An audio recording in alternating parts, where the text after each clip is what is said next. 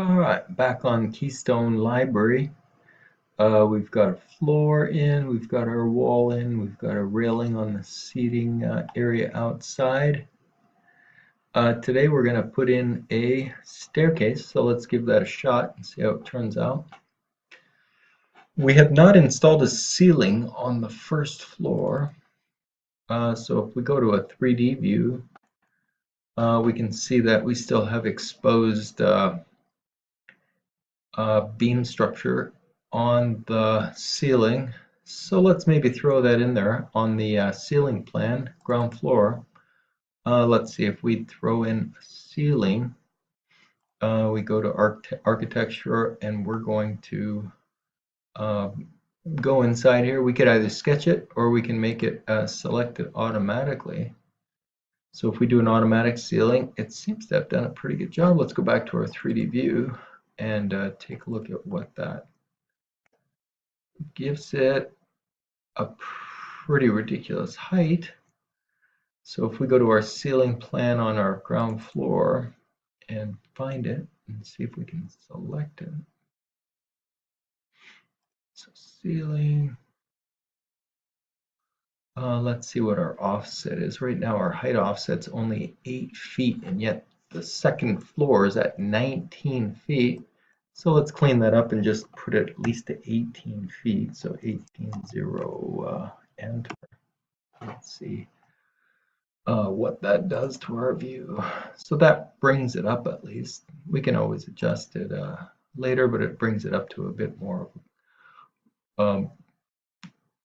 If you look at your elevations, you can see that we have like 19.6 to get up to. So if I will put it at 18, it gives us a bit of a drop ceiling that we have space yet to put utilities and things. So nothing visible there. So let's see if we can go to our ground floor and actually throw in our staircase. We're going to turn a corner.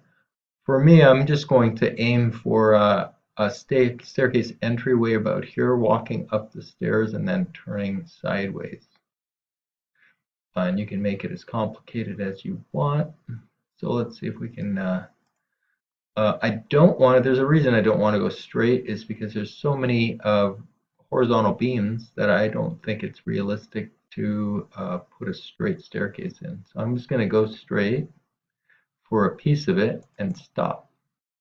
So I'm not going to go, Revit's smart, it knows what your staircase size should be. I'm going to press escape twice and actually select that, and then it's pretty convenient to actually modify. So I escaped out of the staircase run mode. I'm not putting in my run. Now I just clicked on it and it allows me to edit some dimensions. I'm going to put it at like 8 feet wide.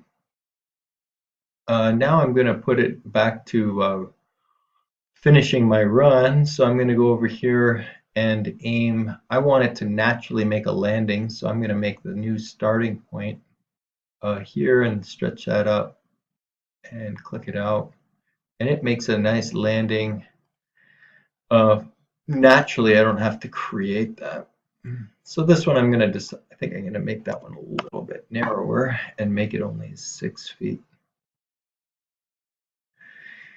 Now, if we think in terms of the beams structure that's above us, it's not visible, but there are 2 beams between each of these vertical columns. So this hole, maybe a quick point, on staircases, you do have a check mark to finish the job. So I have an 8-foot wide landing going up, 6-foot wide going towards the second floor. I'm going to check mark that and just let the staircase finish. But then I'm going to actually shift it. I'm going to see if I can select that thing and just shift it to try to get me approximately in the center of the 2 vertical columns. And I'll tweak this probably later to be a bit more accurate, but ultimately we're going to need to cut a hole in order for our staircase to be functional. So let's go back and see where we're at. So we have a staircase. It has a landing and it has a turn up to the second floor. So everything's looking fine. But if we had a 3D view, let's go to the second floor. So if I widen my view just a little bit, I can see that the staircase is coming up, but it's not super functional because I can't get past the floor. So let's go to our second floor floor plan and take a look at where we're coming up. So my goal right now is to cut a hole in the floor in order for a person to walk up the staircase. So we've got our architectural tab. We've got openings that I can insert here, and I'm going to try one by face. One of the trickiest parts of this phase right here is to find your floor. So if I walk around this corner here and I select floor, we'll be able to mark out the pattern of the hole I want to cut. The only thing I have had in the past is that the hole that I cut out here can sometimes end up being the ground level floor. So let's see. Oh, super. So I got the right floor. If I go to my 3D view from ground level, it's a terrible view. Let's see if we can change our view. So if I go to my ground level floor, go to my view tab, let's see if we can get a view of actually looking at the staircase just to see what's happening.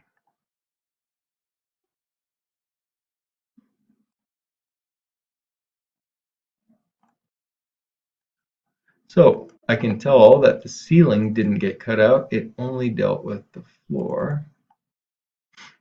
And I can also see that I am coming up fairly close to a beam structure. Let's take a look at our original.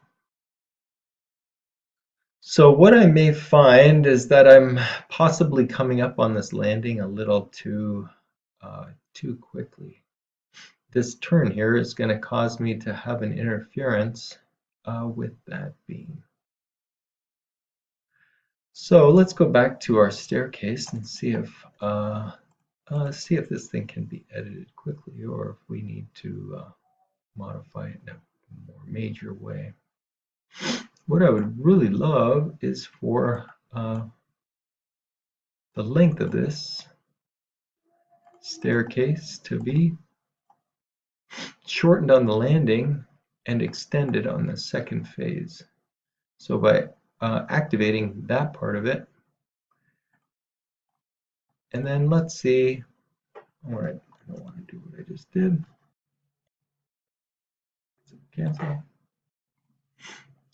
So I'm going to check mark to make the staircase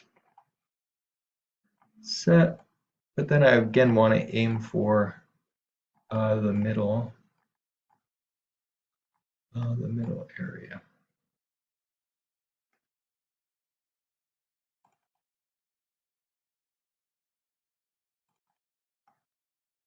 So if I zoom out now, I can see that what I was concerned about is that this level of the staircase is going to cause a person to whack their head on that beam. So I've lowered my first phase of the staircase to hit the landing, and then extended the second phase so that you have more clearance with the ceiling.